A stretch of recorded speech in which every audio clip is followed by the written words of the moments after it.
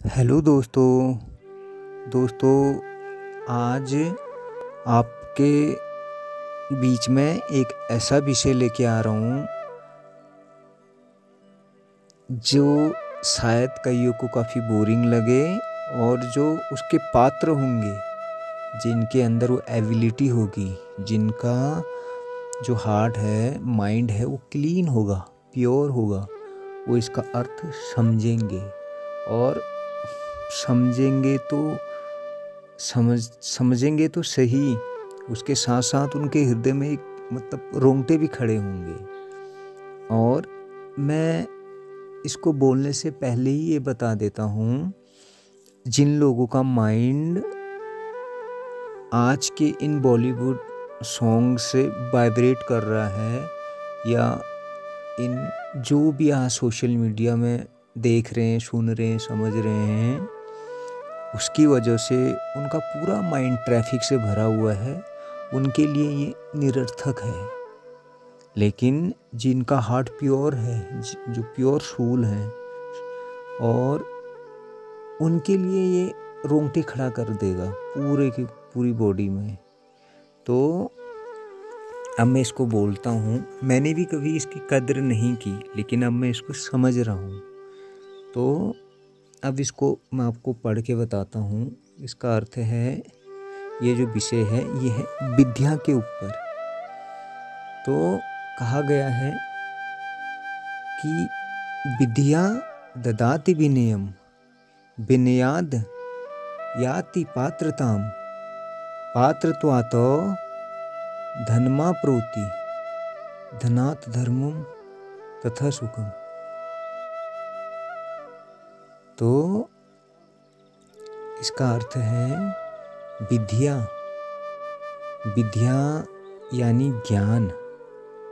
ज्ञान हमें विनम्रता प्रदान करता है, और विनम्रता से योग्यता आती है, और योग्यता से हमें धन प्राप्त होता है, और धन से हम धर्म का कार्य करते हैं, और उस धर्म के कार्य से हमें सुख की प्राप्ति होती है।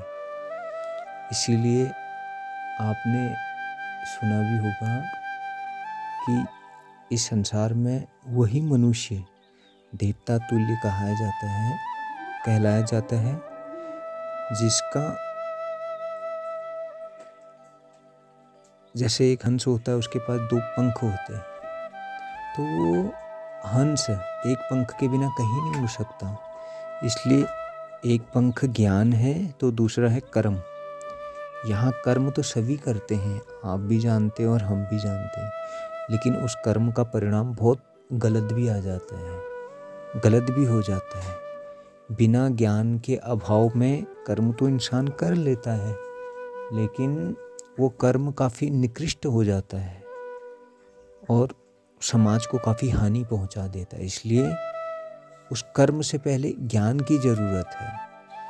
और कईयों के पास ज्ञान होता है, और अगर वो कर्म नहीं करेगा तो भी समाज के लिए वो हानिकारक है।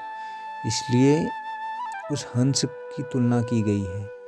जैसे एक हंस एक पंख के बिना कहीं नहीं उड़ सकता, उसी प्रकार ज्ञानहीन प्राणी भी संसार में कुछ खास विशेष नहीं कर सकता। और अगर ज्ञान है लेकिन कर्महीन है, तो भी वो इस संसार को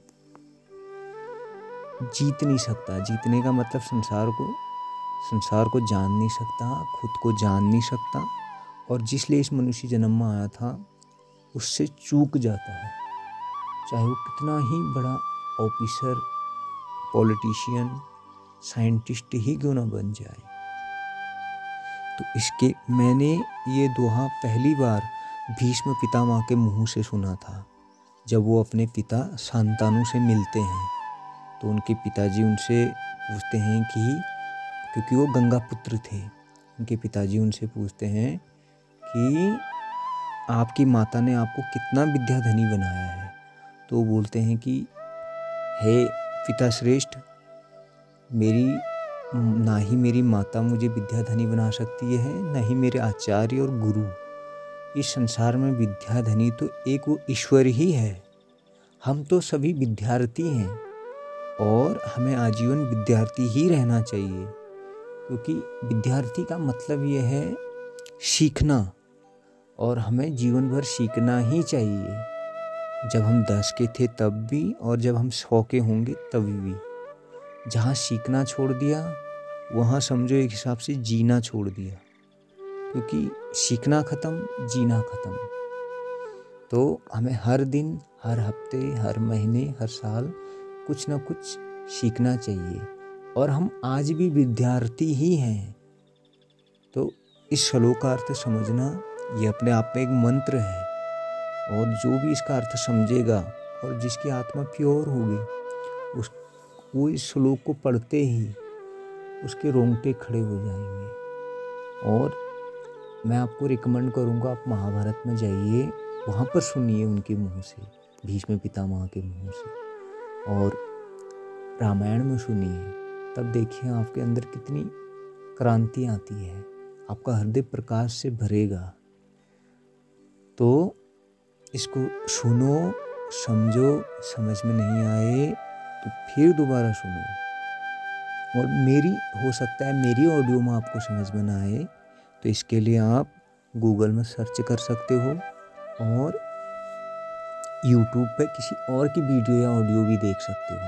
क्योंकि मेरा मकसद ये नहीं है कि मैं इससे पैसा ही अर्न करूं। मेरा एक मेन मकसद ये है कि मैंने आज तक जो भी सीखा है या जो मैं सीखता हूँ, तो मेरा मन करता है कि मैं दूसरे को बताऊँ, लेकिन मैं हर किसी के पास जा नहीं सकता। तो इसलिए मैंने ये यूट्यूब चैनल बना रखा है, यहाँ पर मैं उनको शेयर कर देता हूँ, एक नदी की तरह। जिसको सुनना होगा वो सुनेगा, जिसको अच्छा नहीं लगेगा वो वहीं पर ब्लॉक मार देगा। तो thanks for listening me, thank you so much.